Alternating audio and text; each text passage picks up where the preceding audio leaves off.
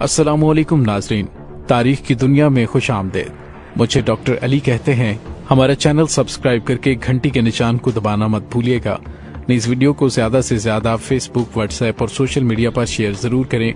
Share और like करने के साथ साथ कमेंट बॉक्स में पाक फौज जिंदाबाद, पाकिस्तान पाइंदाबाद और पाकिस्तान के गुमनाम हीरोज को सलाम का नारा कमेंट जरूर कीजिएगा। नाज़रीन, ये 23 मार्च 1973 का दिन था।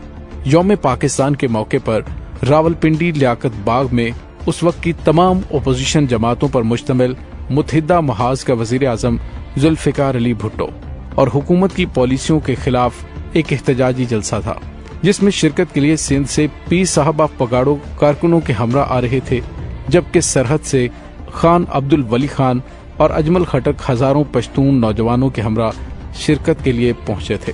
उस मुत्तहिदा महाज की क़यादत हस्बे मामूल नवाबजादा नसरुल्लाह खान के सपुर्द थी और जलसा आम के इंतजामी उमूर के निगरान और अपोजिशन जमातों की लीडरान की देखभाल की जिम्मेदारी समेत पब्लिसिटी और मीडिया की खिदमात मरहूम चौधरी ज़हूर इलाही के सपुर्द थी। नाज़रीन, अपोजिशन जमातों से ताल्लुक रखने वाली तमाम क़यादत जब जलसागाह में पहुंच गई तो अचानक पता चला कि पीर साहब पगाड़ो जलसागाह में तशरीफ नहीं ला रहे। ये खबर बहुत हैरान कुन थी, क्योंकि वही तो उन दिनों जुल्फिकार अली भुट्टो के खिलाफ सिंध में बैठकर पूरी शिद्दत से गरजते बरसते नजर आते थे। सिंध भर में उनके मुरीदैन और साथियों का भुट्टो साहब ने नातका बंद किया हुआ था। जिन लोगों ने उस वक्त के सियासी हालात का मुशाहिदा किया है वो जानते हैं कि सिंध पुलिस और फिर सिंध की जेलों का अमला उनके साथ किस कदर जालिमाना सलूक रवा रखता था। वो कोड़े जो बाद में पीपल्स पार्टी के कारकुनों को ज़ियाउल हक के मार्शल लॉ दौर में मारे गए, मैं समझता हूँ कि उनकी इब्तदा भी सिंध की जेलों में पीर आप पगाड़ों के मुरीदैन साथियों और उनकी मुस्लिम लीग नून के कारकुनों पर बरसाए जाने से हुई थी। अपोजिशन क़यादत पीर साहब की गैर मौजूदगी पर काफी हैरान हुई। खैर, जलसे की कार्रवाई आगे बढ़ाई गई। जैसे ही नेशनल अवामी पार्टी के वली खान तकरीर करने आए और अभी उन्होंने चंद अल्फाज अदा ही किए थे कि दाएं बाएं से अचानक फायरिंग की आवाजों और चीखों पुकार का सिलसिला शुरू हो गया, जिससे जलसागाह में भगदड़ मच गई। कायदीन ने स्टेज के पिछली जानिब छलांगे लगा दी, लेकिन चूंकि स्टेज खासा ऊंचाई पर बनाया गया था इसलिए नीचे कूदते हुए कुछ अफराद को चोटें भी लगी। नाज़रीन, लियाकत बाग में हर तरफ खून बिखरा हुआ था। जख्मियों की आहो बका से बाकी अफराद भी खौफजदा होकर इधर उधर जान बचाने के लिए भाग रहे थे। नाज़रीन, उस वक्त बहुत से नौजवान खून में लथपथ पड़े हुए थे। उसी मंजर में खान अब्दुल वली खान एक ग्रे रंग की गाड़ी में बैठ रहे थे, जिसे उनका बेटा संगीन वली खान चला रहा था। जिस तेज रफ्तारी से वो उन्हें निकालकर पिशावर रोड की जानिब भागा, लगता था कि किसी तांगे या बस से टकरा जाएगा। नाज़रीन, लियाकत बाग का वो मंजर इंतहाई खौफनाक था। लियाकत बाग से कुछ लोग जब एक होटल में पहुंचे जहां पीर ऑफ पगाड़ो एक स्ट्रीट में कायम पजीर थे, तो उनके पास जलसे में हमले की इत्तलात पहुंच चुकी थी। उस वक्त उनकी जुबान से जो पहला जुमला सामने आया वो था, भुट्टो ने ताश के पत्ते मेज पर फेंक दिए हैं। वहाँ कुछ देर के बाद रावलपिंडी वेस्टेज में वाक़ चौधरी ज़हूर इलाही के घर पहुंचे, जहां मुत्तहिदा महाज का हंगामी इजलास बुलाया गया। पीर साहब भी वहां पहुंच गए थे। वली खान का इंतजार किया जा रहा था, लेकिन बताया गया कि वो पिशावर रवाना हो गए हैं। लेकिन वो अकेले नहीं गए थे, बल्कि अपने साथ पख्तून ज़ल्मे से ताल्लुक रखने वाले 17 अफराद की लाशें भी लेकर गए थे।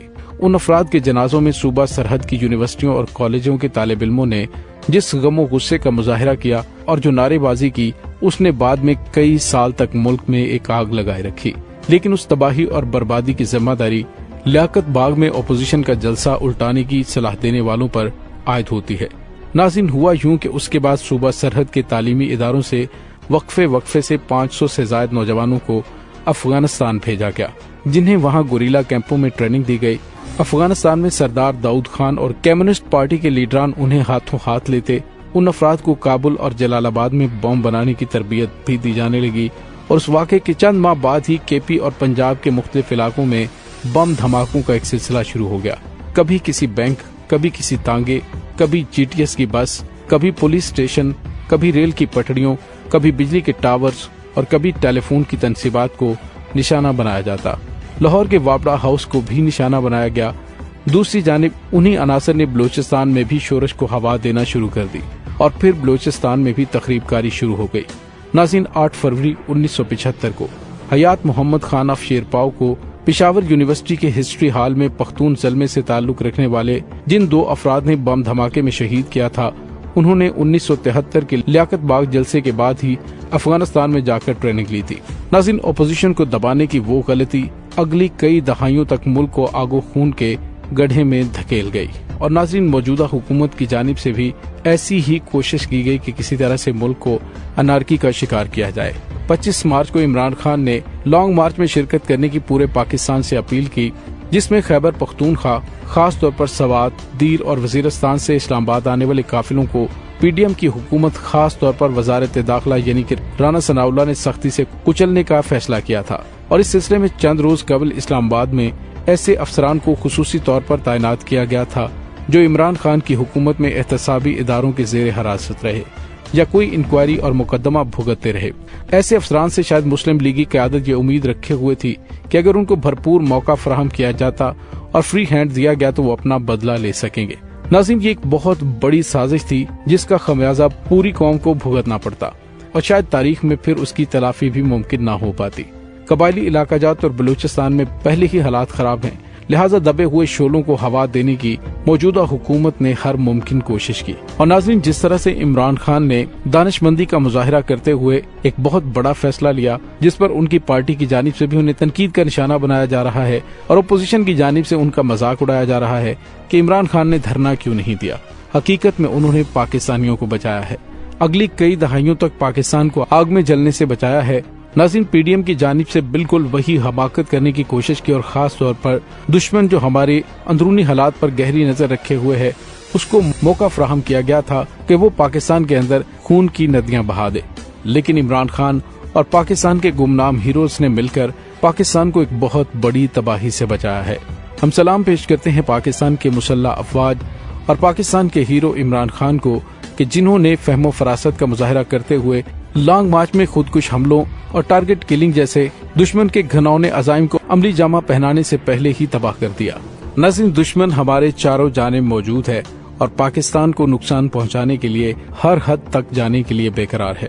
ان کی سازشوں کو ناکام بنانے کے لیے ہر محب وطن پاکستانی کو اپنے ارد گرد نظر رکھنی چاہیے اور دشمن کے ایجنٹوں اور بدلہ لینے کی نیت رکھنے والوں کے بڑھتے ہوئے ہاتھوں کو روکنے کے لیے وقت سے پہلے اٹھنا پڑے گا۔ اس کے ساتھ ہی ڈاکٹر علی کو اجازت دیجیے، انشاءاللہ بہت جلد ملتے ہیں ایک نئی ویڈیو میں، تب تک کے لیے اپنا بہت سارا خیال رکھیے گا۔